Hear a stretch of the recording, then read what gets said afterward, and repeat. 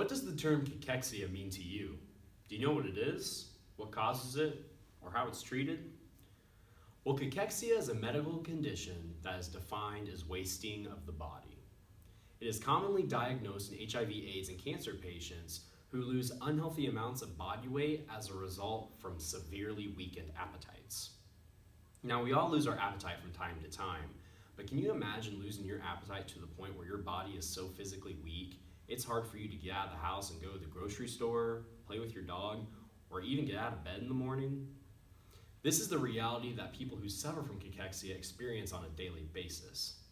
And researchers have thought that a possible treatment for this condition could reside in hormone treatment therapy, which has proven beneficial in the past in treating other conditions.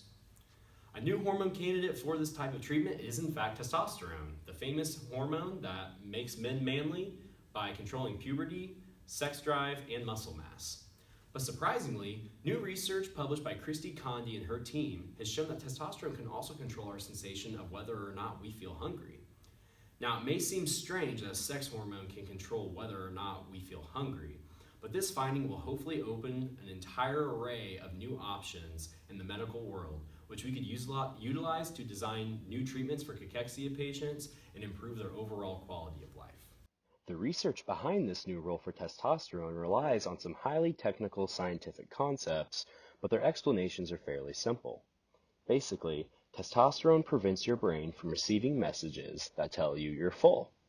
It does this by acting on POMC neurons, where POMC stands for pro-opiomelanocortin.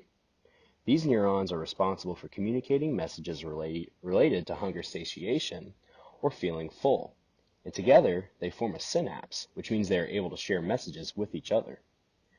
Retrograde inhibition is a fancy phrase that describes a situation where an inhibitory signal travels backwards in order to prevent another signal from proceeding forwards. In this figure, you can see that the synapse travels towards the right while the inhibition works towards the left, which constitutes retrograde inhibition.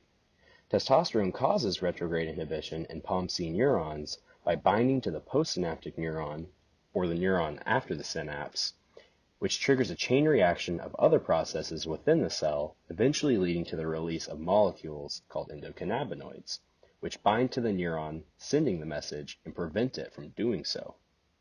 The whole process is fairly complicated, with many different molecules playing different roles, but once the endocannabinoids bind to the prior neuron, it can no longer activate the processes it needs in order to share its message with the next neuron. Ultimately, testosterone promotes production of endocannabinoids, which turn off the neurons that make you feel full. While the whole process may seem complicated, the take-home message is that we now have an understanding of how we could use testosterone and hormone therapy to promote a positive appetite in those who suffer from cachexia in order to avoid an unhealthy loss of body weight.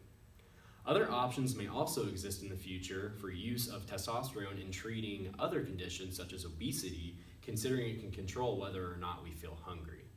So the next time you hear someone talking about the manliest hormone of all, make sure you inform them that this versatile hormone can also control whether or not that person feels hungry.